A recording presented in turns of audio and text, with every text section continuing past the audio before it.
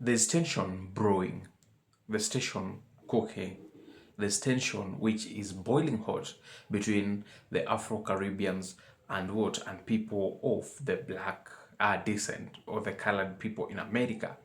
So we want to go deeper to all this tension. Latinos of all backgrounds. Do y'all not realize black people are not the only people in this country? You got your Chinese Americans, your Japanese Americans, your Korean Americans, your Indian Americans, your Muslim Americans, your white Americans, and your own people. So why in Davy Jones' locker are y'all so pressed and mad at us because we not out protesting? Folks, we did the most effective protesting last November, and the data proves it. We protested when it mattered the most. We were not out here with whole productions talking about some "we will vote for Donald Trump." Y'all was out here with that foolishness, knowing full well, that y'all had a few abuelas, a few tios, tias, mijo, and mijas in your house undocumented. But y'all got y'all behinds on stage talking about some "we will vote for Donald Trump." And you think we supposed to be out here protesting, picket fence in hand, clowning like some monkeys in a zoo? No, sir, bop. We did what we were supposed to do. And y'all put y'all's own community in the position that it's in now. And y'all need to live with it. The tension between the Black and Latino community needs to stop. And we need to be the generation to stop it. Anti-Blackness exists in our community. We know this. Anti-Blackness also exists within the Black community itself. All communities of color struggle with this. And the reason why is what we all have in common. We were all colonized and trained to have a mindset of you versus me for survival. But that ends with us. We need to lead with unity and not division. We have to be the change we want to see. We have to stop pointing the finger in both communities and make the decision that we are going to choose to be united versus divided. I'm not going to pretend like I have all the answers, but here are examples of how you can show up differently and be the change you want to see. Number 1, share stories of solidarity. Share stories of love. Share stories of when you have experienced the Black or Latino community showing up in your spaces. We need to shift the narrative. Number 2, if your reality is division between the Black and Latino community and your goal is unity, then it is up to you to seek out examples of when the Latino and Black communities show up for one another, where they show love, where there is actual solidarity, because guess what? It exists. And if you need a place to start with me. I am happy to be a part of your network of Latinos who have nothing but love for our Black sisters and brothers. Number 3, ask your neighbors how you can be helpful. You need to lead with your heart in this moment. That is the only way that we are going to experience an actual shift. We have to show up as human beings. We have to show up vulnerable. We have to show up as the change that we want to see. Lastly, ask others to join you. Let's actually start in the comments. Share your stories of solidarity and love. If members of the Latino and Black community have a hard time seeing it, let's show them how it's actually done. I stand with my Black brothers and sisters, and I also stand with my Latino familia. But the change, it starts with us. I love you. Mexican Americans have had long-standing solidarity with Black Americans, and this isn't your fault that you don't know that. This is intentional gaps in your education, because they'll teach you about Martin Luther King's nonviolence, but they won't teach you about his war on poverty. They won't tell you that Black and brown communities were walking hand in hand during the civil rights movement. They don't want you to see Kwame Ture posted up with Corky Gonzalez, one of the leaders of the Chicano Power movement. They assassinated Martin Luther King because he was bridging communities, and then they whitewashed his history. And now they're also trying to get you to think of Latinos as a monolith.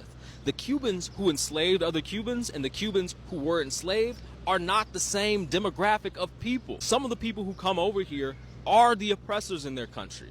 And some of the people who come over here are the oppressed. And you need to see the difference. They want us to fight because it works for them. They want us to fight because it works for them. So across Latin America, over 130 million Afro descendants, they face discrimination in jobs, in schools, in housing, and Afro-Latina women faces it the hardest. Then let's talk about the identity trap.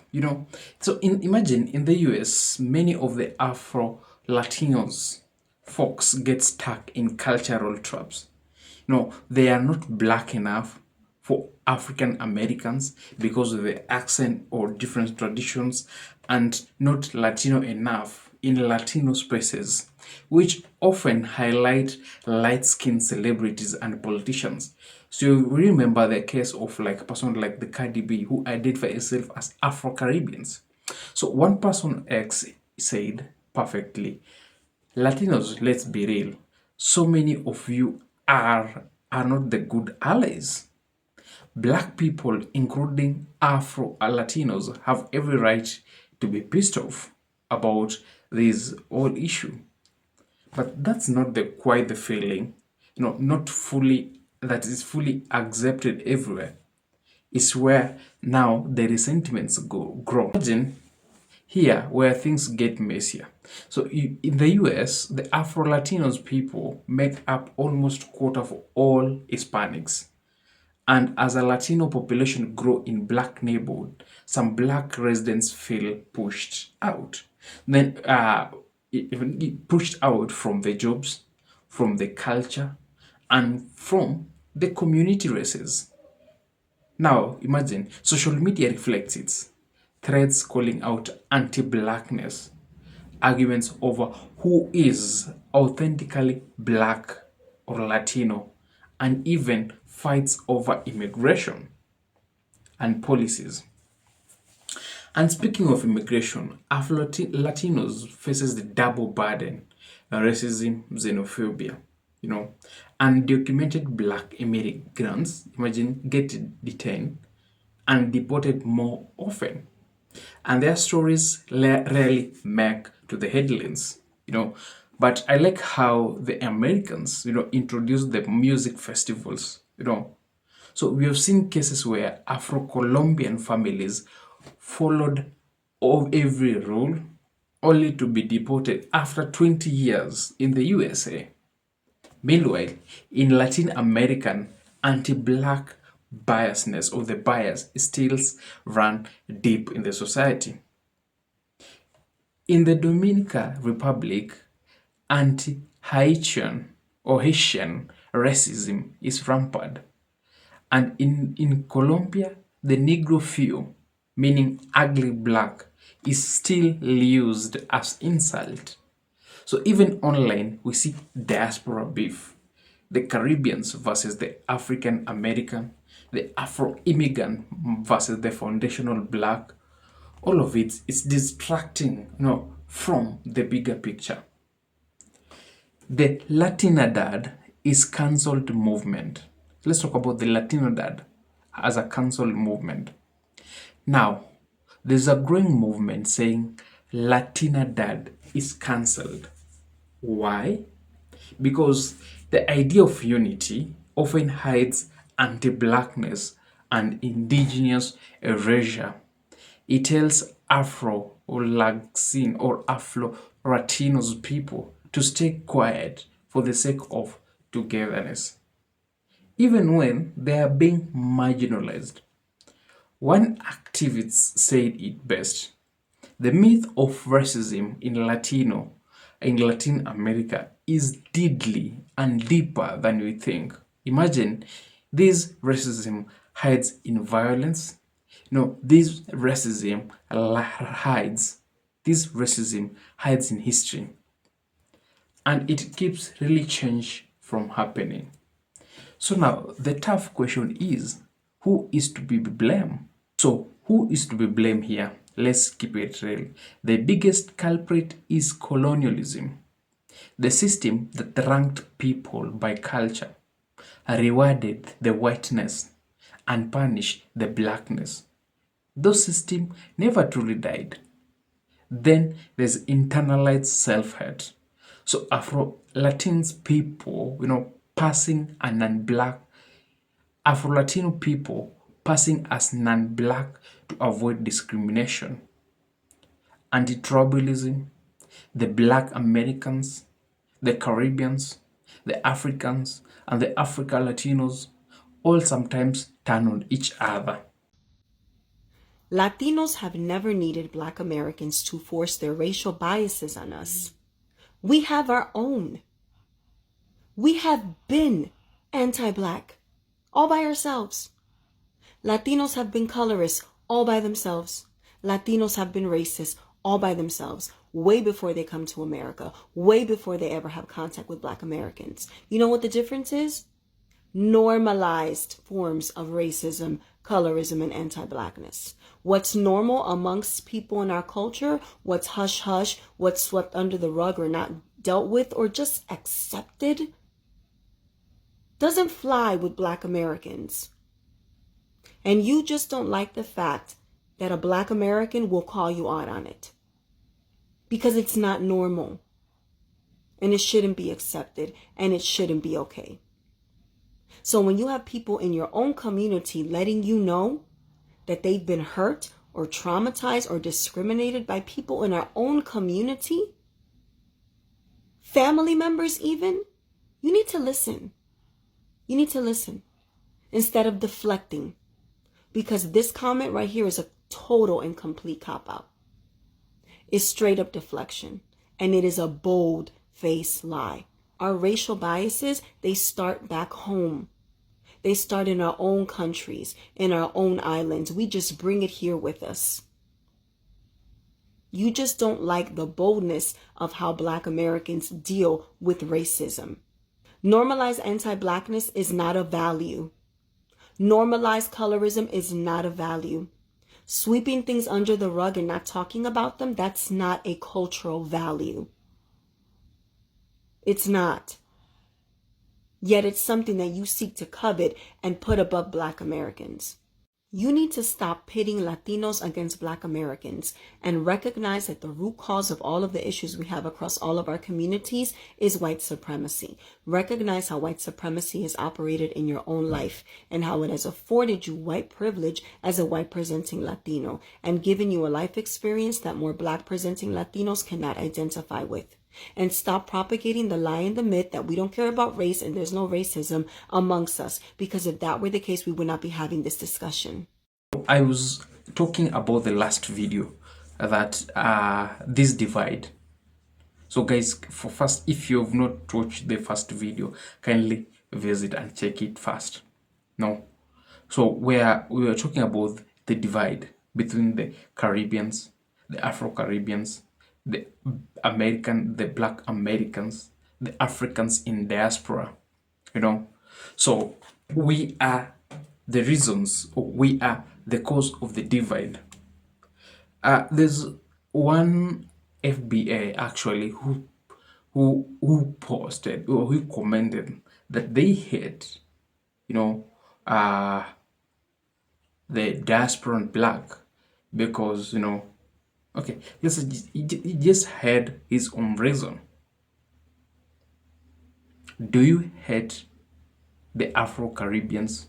Do you hate the Latin Americans? Do you hate the diaspora and Black? No. But you know what? Not all hope is lost. So the push for change across the Americans, or how can we push for change across the Americans? Afro-Latinos and the Caribbean activists, especially women, are fighting back. We have seen artists like Wanda Raimund Ortiz uses art to explore identity and pain. You've seen recently the halftime, Super Bowl show, halftime, football show, where to express himself in Spanish. It shows how people are ready to fight the impunity these people that promotes the hate between the race, the blackness. We've seen movement like the Latina dads cancelled are exposing the hypocrisy and pushing for really inclusion. So, and when African Americans share protest strategies and Afro-Latinos share cultural wisdom, we start to see something powerful, the solidarity instead of separation. So you've seen the Afro-Latinos calling out the blacks for not supporting them in the No Kings campaign. But it shows just how divisive we are. You've seen the deportation that's happening in America. It's affecting both the blacks, the Afro-Latinos. So if you're not white enough, you are done what? You are deported. So we must start with something that is powerful. Let's begin with solidarity. Let's end the separation, the hate against other cultures or other race. And the bottom line to this tension, they are not natural. They were engineered to keep us divided. The system engineered this hate to keep us divided. But what is our job? Our job is to reconnect as the black race, to reclaim, the prowess, the power, and build across the diaspora. Because when we move together, no system can erase these colored people or these race. So, what's your take, guys? Have you ever seen this play out in your city or in your community?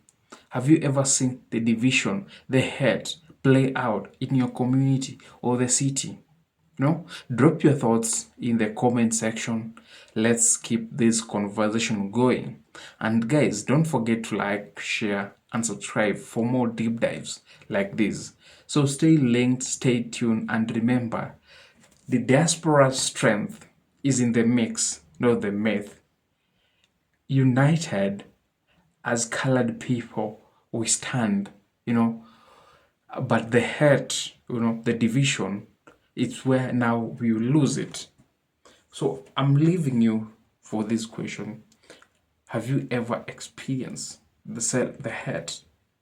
Have you ever experienced the divide between these communities that, we have shared the same ancestry? The black is our ancestry. Till next time, guys, thank you for watching. Don't forget to like.